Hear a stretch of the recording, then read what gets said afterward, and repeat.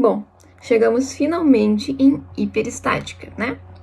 Aqui a gente tem um exemplo de um pórtico que tem um engaste no ponto A e no ponto B ele tem um apoio de segundo gênero. Então ele tem 5 reações para 3 equações. Logo, ele tem 2 níveis de periodicidade, tá? Ele tem 2 graus de periodicidade.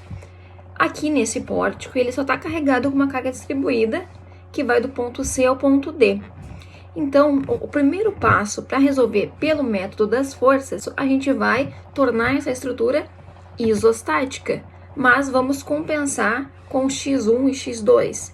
Neste caso aqui, eu peguei o meu engaste e tirei 2 reações dele, deixei ele sem a minha reação momento e sem a minha reação horizontal. Então, eu tive que substituir por x2 como momento, x1 como reação horizontal, que depois a gente vai aplicar cargas para x1 e x2. Então, tornei essa estrutura isostática.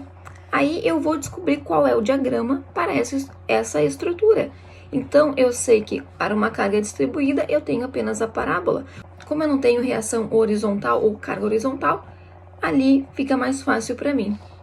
Então, já tive esse diagrama. Agora, para x1, eu aplico, na minha reação que eu substituí por x1, eu aplico uma carga de 1, para o sentido que eu arbitrar. Eu arbitrei para a direita.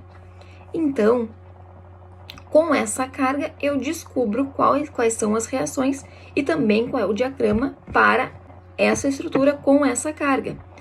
Quando eu descubro esse diagrama, eu já passo para o x2. Também aplico aquela carga, né? Neste caso aqui, como é momento, eu tirei a minha reação momento, então eu aplico uma carga momento. E aí, com essa carga momento, de novo, eu descubro as reações e também o diagrama. Aí eu já tenho 3 diagramas. Agora, o que a gente faz são as combinações. A primeira combinação, eu combino o meu sistema principal, né? Que seria o x0, com o x1.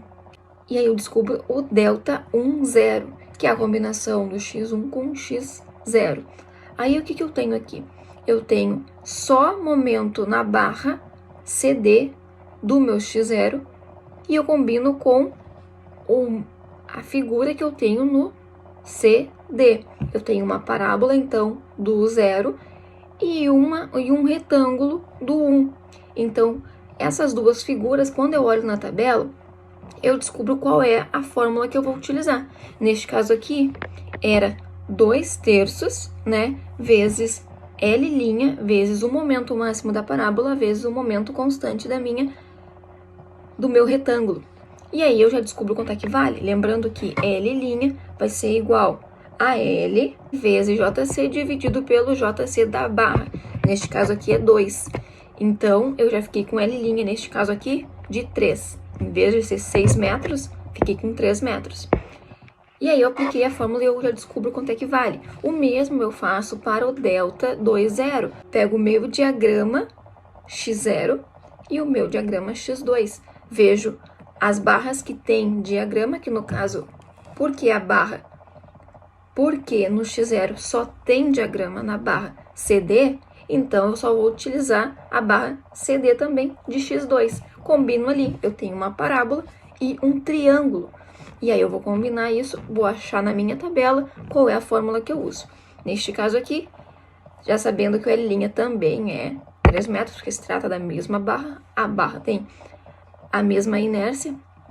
Então, eu descubro que a fórmula é L' vezes M máximo vezes MB. O MB é o momento do meu triângulo, o momento máximo do meu triângulo. Então, eu descobri este valor também. Aí, agora, eu vou descobrir o delta 1, 1, que eu vou fazer a combinação barra do diagrama x1 com ele mesmo. Então, para a barra AC, eu tenho triângulo com triângulo, ele com ele mesmo. O mesmo para CD e DB. Faço essas combinações. Aí eu vou descobrir qual é o valor para o meu delta 1, 1, somando quanto é que vale essa combinação de barra a barra. Somo tudo, tenho esse delta 1, 1. Aí depois eu combino delta 1 com 2. Aí eu vejo que eu tenho o diagrama apenas na barra AC e CD. A minha barra DB fica de fora, que não tem diagrama no X2. Faço essas combinações aqui e depois eu passo para delta 22, que eu combino o diagrama X2 com ele mesmo. E aí eu descubro também quanto é que vale isso.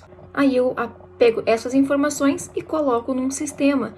Eu tenho delta 11 x1 mais delta 12 x2 igual a menos delta 10. Aqui já tá os valores, tá? Aí, essa é a primeira equação. A segunda fica delta 21, que é o mesmo que o 12 vezes x1, mais delta 22 vezes x2, igual a menos delta 20. Quando eu faço isso, eu aplico, né, o meu sistema, eu descubro quanto vale x1 e x2. Neste caso, o meu x1 é a própria reação horizontal em A. Então, eu já sei quanto é que é a minha reação. O meu x2 também é a reação momento, neste caso. Então, também já sei aquela reação. Quando eu aplico essas reações na minha estrutura original, eu fico apenas com outras 3 reações para descobrir quanto é que é. Então, eu consigo aplicar as equações de equilíbrio. É como se essas reações fossem cargas. Então, eu descubro quanto é que vale essas reações e consigo traçar o meu diagrama. Neste caso, eu fiz só o diagrama de momento fletor, mas eu também poderia descobrir os outros diagramas. E é isso.